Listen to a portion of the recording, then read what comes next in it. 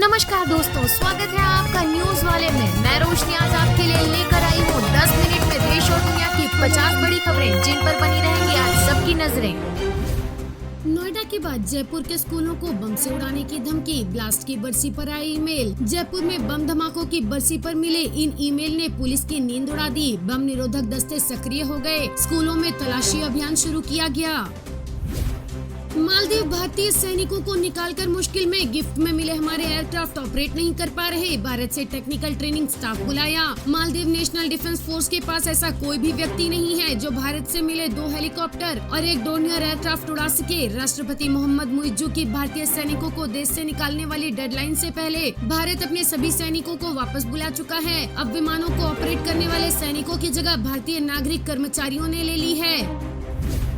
अफगानिस्तान में बारिश और बाढ़ से 315 की मौत, 1600 से ज्यादा लोग घायल, 2000 घर बहे। कई राज्यों में 2 हफ्ते से बिजली नहीं है। सबसे ज्यादा नुकसान बदख्शां, घोर, बगलान और हेरात में हुआ है। अचानक आई बाढ़ ने अफगानिस्तान को तबाह कर दिया। बगलान में सबसे ज्यादा मौत हुई है। पैकेज फूड के लेबल पर गलत जानकारी हो सकती है, आईसीएमआर ने चेताया। शुगर फ्री प्रोडक्ट्स में हो सकता है ज्यादा फैट, फ्रूट जूस में महज 10% फल। कंज्यूमर्स को पैकेज फूड पर दी गई जानकारी को ध्यान से पढ़ना चाहिए ताकि उन्हें जानकारी हो और वे अपने लिए हेल्दी फूड चुन सकें। अब और श्रद्धालुओं को भेजना जोखिम भरा, स्थगित करें यात्रा। खुलते ही खचाखच भरा यमुनोत्री धाम, पुलिस को करनी पड़ी अपील। उत्तराखंड में 4 धाम यात्रा शुरू हो गई है। यात्रा की शुरुआत के साथ ही तीर्थ स्थलों पर भारी भीड़ उमड़ रही है। पहाड़ी रास्ते पर भक्तों की भीड़ खचाखच भरी हुई है।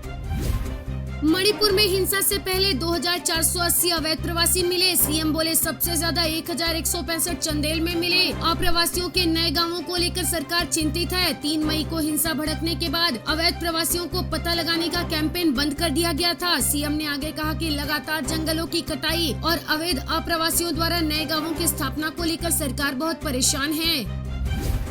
व्हाट्सएप ने इसी साल मार्च में एंड्रॉइड यूजर्स के लिए कहा था कि प्रोफाइल फोटो का स्क्रीनशॉट अब बंद हो जाएगा, यानी कोई यूजर किसी यूजर की प्रोफाइल फोटो का स्क्रीनशॉट नहीं ले सकेगा। अब यही अपडेट आईफोन के लिए भी आया है। व्हाट्सएप अब इसी फीचर की टेस्टिंग iOS डिवाइस पर कर रहा है।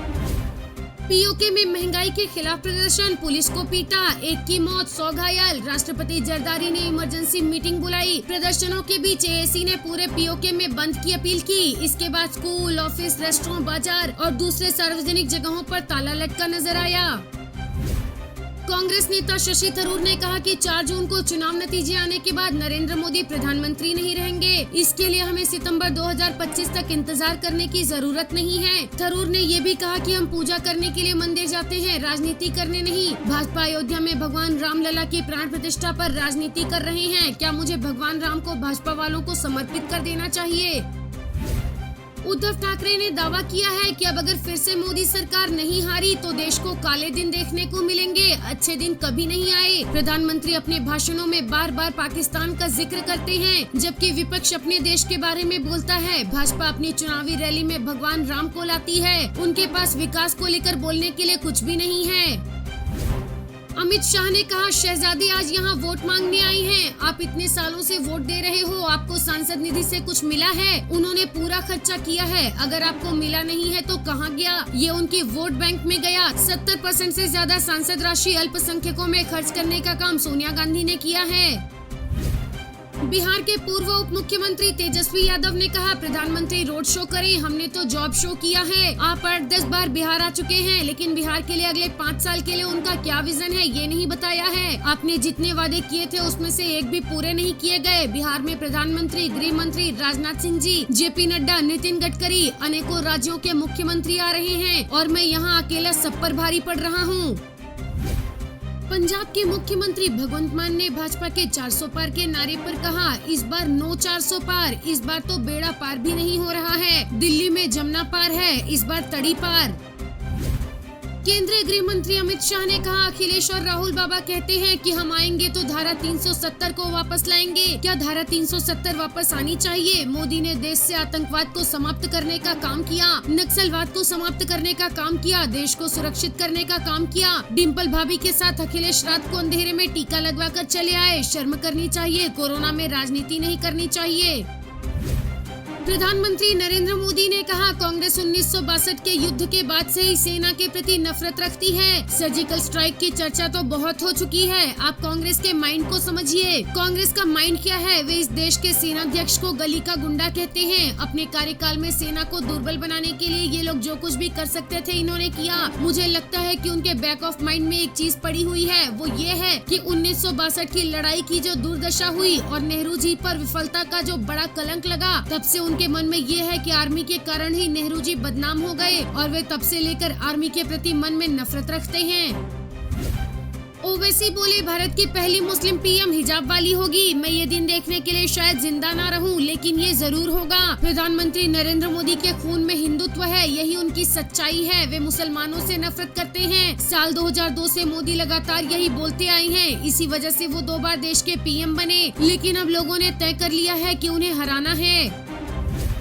केजरीवाल बोले, आम आदमी पार्टी को चुनेंगे तो मुझे जेल नहीं जाना पड़ेगा। अगर मैं जेल में वापस गया तो बीजेपी आपके सारे काम रोक देगी। वे मुफ्त बिजली, मोहल्ला क्लिनिक, अस्पताल बंद कर देंगे, स्कूलों का स्तर भी गिर जाएगा। अगले साल पीएम मोदी 75 साल के हो जाएंगे। उनके रिटायरमेंट का भाजपा नेताओं ने खंडन किया है। प्रधानमंत्री इस पर चुप हैं। उन्हें अपने उत्तराधिकारी का नाम बताना चाहिए। अगर पीएम मोदी रिटायर नहीं होंगे तो वे कह दें कि 75 साल उम्र होने पर रिटायरमेंट का नियम उन पर लागू नहीं होगा। ये नियम सिर्फ आडवाणी और अन्य कुछ नेताओं के लिए था। वे one nation one leader idea के तहत विपक्ष के सभी नेताओं को जेल भेज रहे हैं और अपने नेताओं की राजनीति खत्म कर रहे हैं। पीएम मोदी ने शिवराज सिंह चौहान, वसुंधरा राजे, डॉक्टर रमन सिंह जैसे नेताओं की राजनीति खत्म कर दी। अब अगला नंबर यूपी के सीएम योगी का है। भाजपा ये तो कह रही है कि मोदी जी रिटायर नहीं होंगे, लेकिन ये नहीं कह रही कि योगी जी को नहीं हटाया जाएगा। मतलब पक्का है कि अगले 2 महीने में योगी को सीएम पद से हटाया जाएगा। शिवराज सिंह चौहान ने अरविंद केजरीवाल के उस बयान पर जवाब दिया जिसमें उन्होंने कहा था कि बीजेपी ने शिवराज सिंह की राजनीति खत्म कर दी है। शिवराज सिंह चौहान ने कहा, अरविंद केजरीवाल जेल में पहुंचने के बाद अपना मानसिक संतुलन खो चुके हैं, अभी बेल पर हैं और केवल चुनाव तक के लिए हैं। केजरीवाल जो भ्रष्टाचार के खिलाफ लड़ाई करने की बात करके राजनीति में आए थे, वे खुद भ्रष्टाचार में घिर गए। अब वो अपने दिमाग को संतुलित रखें। हम देश की सेवा, जनता की भलाई और विकास के लिए राजनीति करते हैं। भारतीय जनता पार्टी राष्ट्रीय पुनर्निर्माण का आंदोलन अभियान है जिसके हम सब कार्यकर्ता हैं। पार्टी हमें जो काम देती है उसे पूरी प्रामाणिकता, मेहनत और ईमानदारी से हम करते हैं। केजरीवाल को सीएम पद से हटाने की मांग खारिज। सुप्रीम कोर्ट ने कहा, हम इसमें दखल नहीं दे रहे। एलजी को एक्शन लेना है तो ले। शराब नीति घोटाले के आरोपी अरविंद केजरीवाल फिलहाल अंतरिम जमानत पर हैं। ईडी ने उन्हें 21 मार्च को गिरफ्तार किया था। सुप्रीम कोर्ट ने कहा, याचिका में कानूनी अधिकार को लेकर क्या मांग है, हमें इस सब में क्यों जाना चाहिए, हम ये याचिका खारिज करते हैं।